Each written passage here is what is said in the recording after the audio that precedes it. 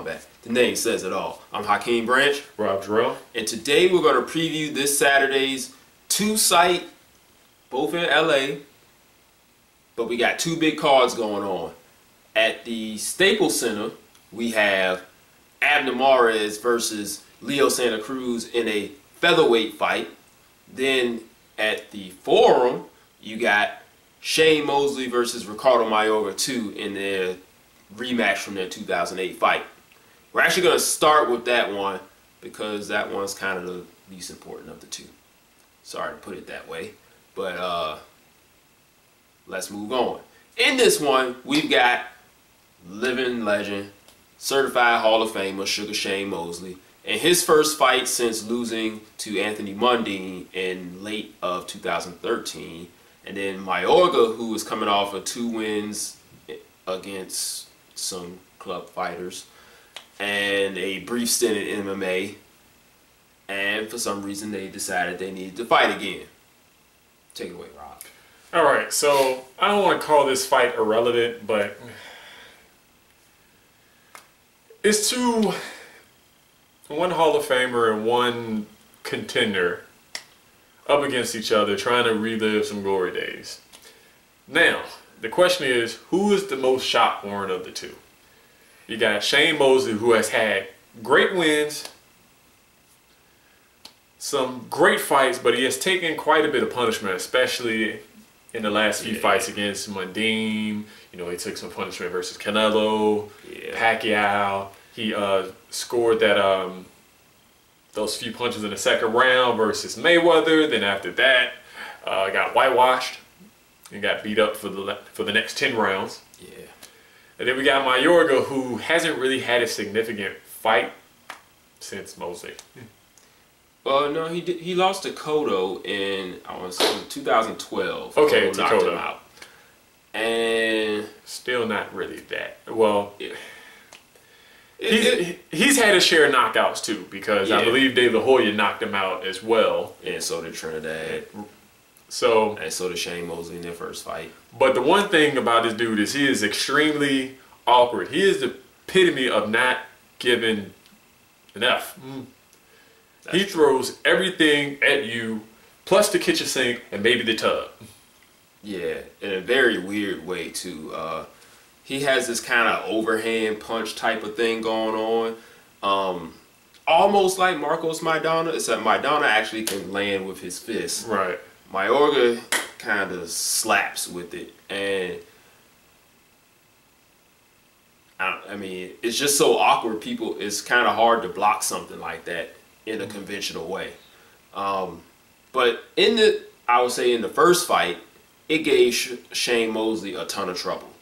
That fight was a lot closer than people was expecting it to be. That's right. I think going into the 12th round of that fight, I think the cards were split until Mosley knocked him out in the very last second of the fight, and one of the most epic finishes you could see in a boxing ring. It was great.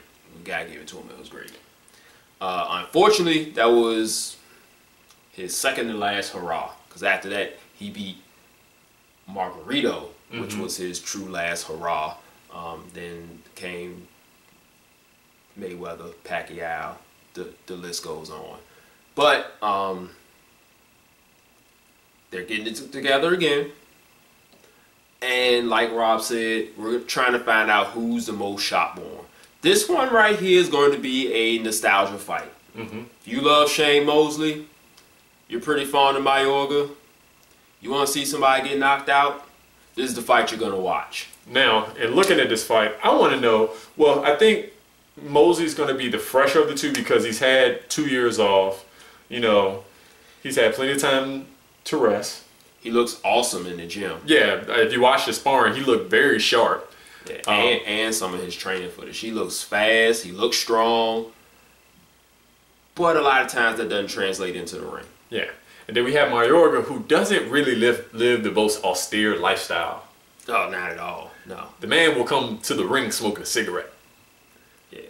So, while he might not be the most in shape of the two, but the guy, what he lacks in proper training and lifestyle, he excels at awkwardness, ferocity, and willingness to throw it all out the window. Yeah. Also, mentally, we've had the lawsuit that Mosley had for Mayorga's participation in the match against Don King Promotions. Yeah. He's also had where he's got something with his ex-wife. Yeah. Trying to work that out. And not even gonna go into that. That's personal stuff. And it's just some personal stuff. So we just have to make sure, like, is he going to be mentally prepared and ready? He looks physically ready. Yeah. But mentally remains to be seen. Yeah. So I think with all that, what's going to happen is Mayorga's going to go out there. He's going to go balls to the wall for about 3-4 rounds. He's going to be spent, and then Mosley's going to finish him. That's right. Somewhere between 6 to 8 rounds. That's how I'm going to see it. And Mosley's not going to look that great either. He's going to land some punches. I think he'll land the harder, cleaner shots at the time, but it will be a very awkward, possibly very ugly fight in the first half of the fight. Yeah.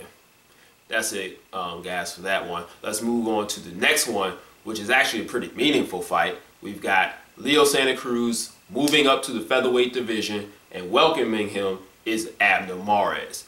Now, if you follow these guys, they have some pretty decent resumes. Santa Cruz hasn't fought a lot of big name guys since moving up to 122, but he did beat some very credible former world champs before getting to that point. And Abner Mares has fought a who's who of little guys in the last probably 6 or so years. So this guy's paid his dues. And this is like the biggest fight for Santa Cruz, for him to start paying his dues. Because he's still a young guy. He's like, I don't even think he's 25 yet. I think he may be 26 tops. Somewhere around there. Yeah. So he's coming into his own, probably about to hit his prime. And we got Mares, who's close to 30, he's not quite out of his prime. But a lot of people are kind of looking down on him after that loss to Johnny Gonzalez, which really isn't a bad thing because, one, Johnny Gonzalez can punch. And, you know, when you're in there getting punched in the face, sometimes you get knocked out. Anything can happen. Right. But since then, he's fought 2 kind of comeback fights. He was with Virgil Hunter for a while. Didn't look that great. Went back to his original trainer. Kind of looked a little better. So now he's got his first real test since Johnny Gonzalez. What you got, Rob?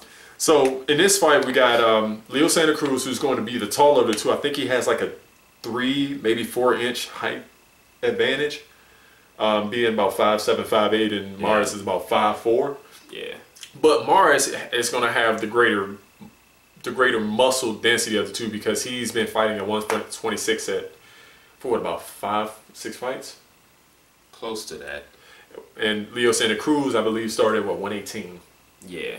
So he's coming up, but what MaresSanta Cruz has is the volume of punches that he can reel off. Right. They did a great little segment on ESPN Sports Center with Fight Science. If you can go to ESPN.com, try to find it. It's very interesting.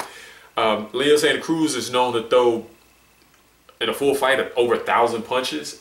Mares is not going to match that activity, but he will match him in strength. And he will try basically fight on the inside. So you're going to see a very action-packed fight. Mares is probably going to be the dirtier of the two, or the rougher of the two as far as the fight. So for him, the keys for him is to try to dictate MaresSanta Cruz on the inside, try to move him where he wants him to be. Right. While MaresSanta Cruz should be jabbing his way in. He has a decent jab, and he's tend to jab in and then work the body heavily. If you want to see some good body work, you need to watch Santa Cruz. Yeah. Also, one of the things from Mares you got to watch is his closing of the distance. Like Rob said, he has a significant size disadvantage as far as height and reach. but he will probably be the more physical of the two. Just repeating what Rob said. And how he gets inside to MosleySanta Cruz is going to be paramount. And he's very good at it because he's done it to other bigger fighters than him. He has excellent closing speed. He can shoot in on angles, which he's been proven to do. He actually outfought a master boxer in Anselmo Moreno. That was a very impressive performance, even though there were a few questionable movements, like Rob said, got kind of dirty. But he did what he had to do, and he frustrated and outworked and outfought a very, very good boxer in Anselmo Moreno. Probably the best fighter skill-wise on his resume. Not the most accomplished, but the best one skill-wise. Now, he has to remember, because I think he boxes better than even I think he gives himself credit for. Yeah. Because his last fight, where he looked better, you can tell that he wasn't really using that boxing acumen. He was just getting on the inside and kind of smothering his own punches. Yeah, that's kind of what I was getting at as far as like him using that range to get inside. He has a very high boxing IQ and is kind of underrated because of, I guess, I don't know why it's underrated, but he's been beating a who's who of people for a reason at those lower weight classes. It's because he's smarter than the average bear. He does know how to use angles. He can feint a little bit. He just has to remember to do that. And if he can do that, he can have enough success to where this is a close fight. It's going to be kind of tough. He's going to have to land like very, very, very showy punches because Santa Cruz is going to be working all the time. That's right. He's going to be throwing almost every minute of every round. He digs very well to the body. And for a volume puncher, he lands pretty cleanly when he does throw his combinations. That's something a lot of times volume punchers just kind of throw, and every now and then they get a punch in. Santa Cruz is very accurate. He is very accurate with his volume. So Mares has to outdo that with the range. He has to stay in a range where he can work and Santa Cruz can't work. And that's probably going to be close and very far to where neither guy can hit each other. And then he works his way in with feints, baits, traps, angles, and make it kind of a cerebral slugfest. If he can do that, he has a good chance of winning. Otherwise, I think he gets outworked. I don't think he gets stopped, but I think he gets outworked. So, can he do that for 10 to 12 rounds? I'm not sure. I want to go with Santa Cruz just based on activity. But I'm not counting Mares out. Yeah, we just got to see if Leo Santa Cruz has that power that's going to carry up to 126. Yeah, that too. He's been stopping some of the lesser guys, but I think like Christian Mijares, who's people would say is long in the tooth, he went a full distance with him. And up to that point, that's probably the best fighter that Santa Cruz has fought. So, I think he wins the decision. It's going to be close, like a 115, 113 type of deal.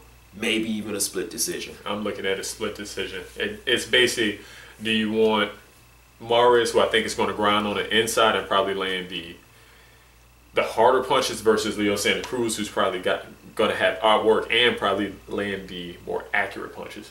Yeah. So I think it's going to be a good one. Tune in, enjoy it, and then catch the Mosley fight either on YouTube, or if you want to put down that money, go ahead. It's your money. Do what you want. I think it's only, what, $30? No, it's 50. It's 50? Okay. Yeah. Got the $50 to spare. Yeah. That's it, guys. Thanks for watching this episode. Make sure you like it. Share it with your friends. If you have anything you want to add, comment below. You can catch us on Facebook, CapitalofCombat, Google+, same name. Also on Instagram, same name, CapitalofCombat. if you guys have any questions, hit us up in any of those mediums. We put you in the combat mailbag. Stay tuned. The technical toolbox is coming through soon. And we got plenty more recaps, plenty more previews, because we got a busy end of the year schedule. So you'll be seeing a lot of us. We'll catch you guys in the next episode. Peace. This is round one, and you've already lost. They don't seem to see that everything we've done is coming at cost. My fists are on fire, I perform till I perspire. My demons are in a rage, keep thinking that it's a game. I kick crime, hurricane. I told them I don't play, I'm liquid. Black Street Fighter.